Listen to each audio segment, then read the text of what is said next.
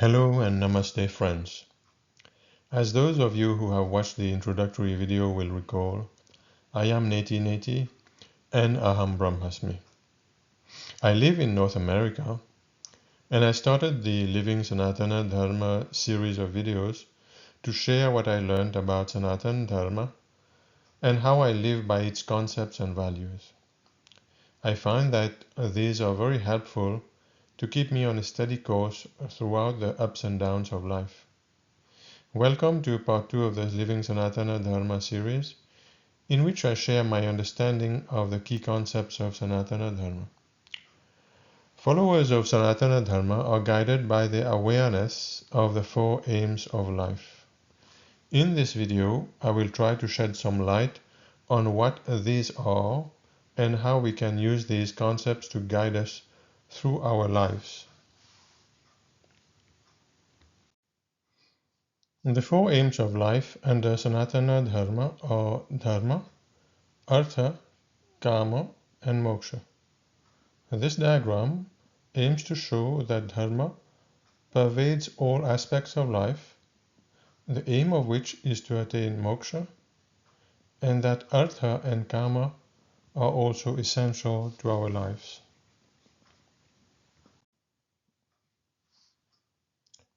Dharma means righteous way of life.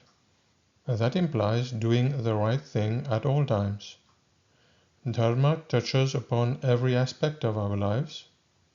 That's why it was shown as surrounding the entirety of life in the previous diagram. The key takeaway about Dharma is that it should not be something that we can set aside for any part of our life or while undertaking any activity. We cannot expect to take a break from Dharma in one part of our lives and act unethically during that time, and then resume following the values of Dharma later.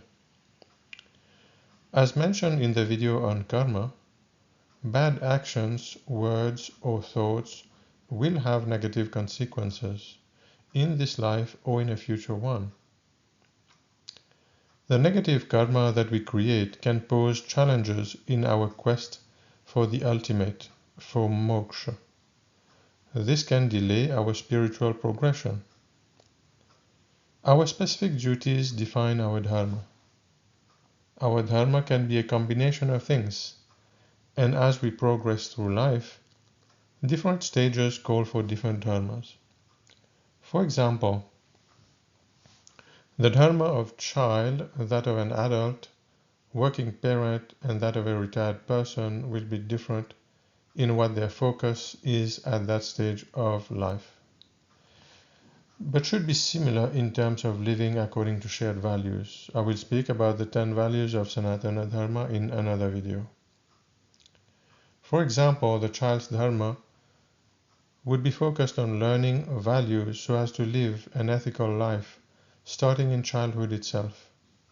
Their dharma would also be to learn all that they need to keep themselves healthy and prosperous, to support their families, and to contribute to the well-being of society at large.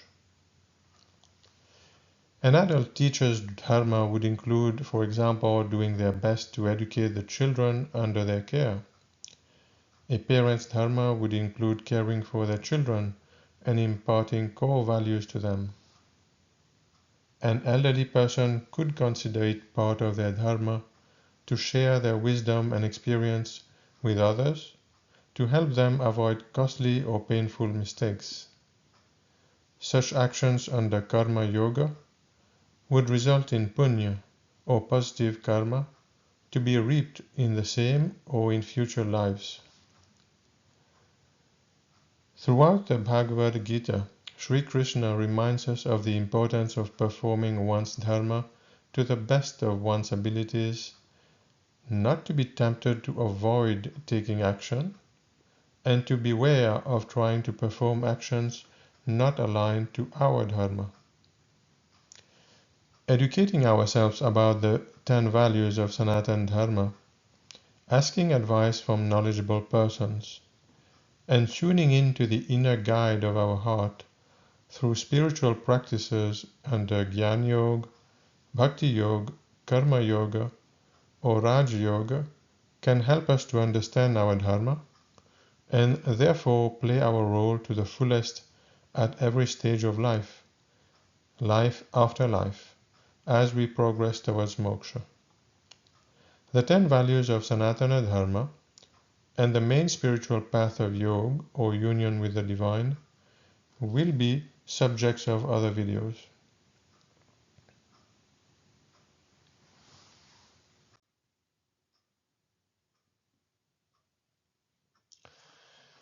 Artha is the pursuit of material wealth, which brings us the material comforts that we need. We obviously need to work and earn money to sustain ourselves, support our dependents, as long as they are unable to do so on their own, and to contribute to society in several ways, such as through our purchases, which cause economic activity and sustain employment for others, and support the effective running of society by governments through income and consumption taxes and through our donations to charities, etc. Ensuring that we are able to satisfy our material needs and that of our dependents relieves us from financial pressures, and this allows us to invest some more of our time in pursuit of our ultimate goal of union with the divine. Artha is a means to an end, not an end in itself. Therefore, it is important to find the right balance and not to become attached to the possession or attainment of wealth. Becoming obsessed with acquiring wealth well beyond our needs can consume our time and distract us from the other aims of life. It can also cause us to take up courses of action that are not fully aligned with dharma, with righteous conduct, in order to acquire the wealth we covet. Greed for wealth can be seen as one of the tools of Maya, delaying our progress towards moksha and even causing us to generate undesirable kriyaman karma. See the videos about moksha and Maya and karma for a reminder if needed. Artha pursued with awareness and detachment can be in line with the pursuit of the divine and with the other aims of dharma and moksha, because within Sanatana Dharma, wealth is also seen as a form of the divine. Sanatana Dharma has divine representations of wealth and prosperity, such as Kubera and Lakshmi. This brings us to another of the 4 aims of life under Sanatana Dharma, Kama. Sanatana Dharma recognizes that hard work to attain the aim of Artha should be rewarded by the fulfillment of our desires, by Kama, bringing us joys, pleasures, satisfactions, etc. Suppressing our desires for material joys and pleasures is not beneficial, as any related frustration could slow down our spiritual progress as we spend too much time reflecting on the causes of our frustrations. Followers of Sanatana Dharma do not see any contradiction between the pursuit of joys and pleasures and living according to one's dharma and the values of Sanatana Dharma. This is clear in the way that joys and pleasures are part of the many festivals of Sanatana Dharma, such as Deepavali, Holi, Raksha Bandhan, and many others, where karma intermingles with the pursuit of moksha. Within Sanatana Dharma, karma should be fulfilled in a state of awareness and without harming anyone in the process. Our desires for material gratification, for pleasures, should ideally not harm ourselves and others. For example, eating too many sweets, or drinking too much liquor, or smoking could lead to health issues and suffering. We need to learn how to control our desires so as not to create and sustain Maya, that is, being stuck in the endless pursuit of material pleasures. To progress towards moksha or spiritual liberation, we need to move past our desires for joys and pleasures, either by fulfilling them or by leaving them behind as we evolve spiritually. Within Sanatana Dharma, moksha or liberation is our ultimate goal.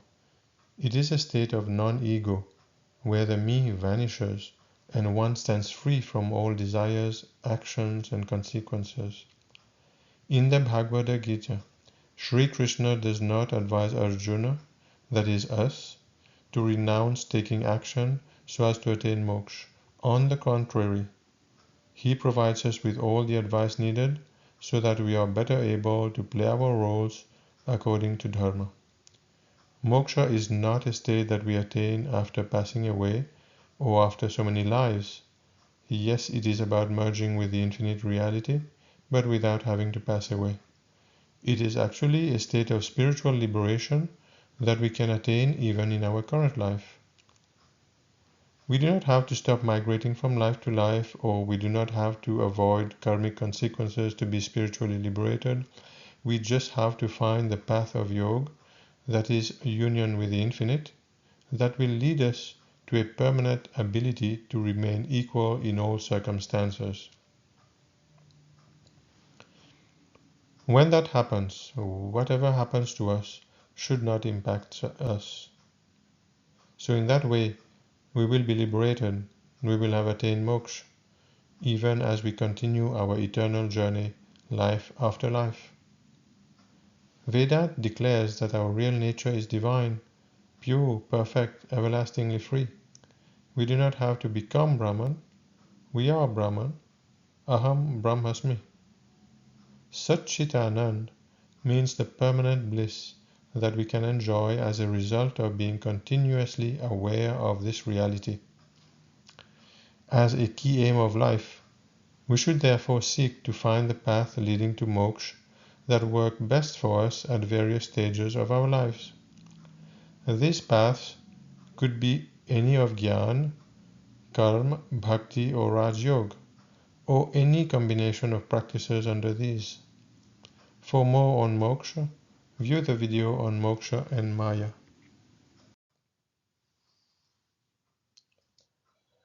This brings me to the end of what I wanted to share with you in this video about the 4 aims of life.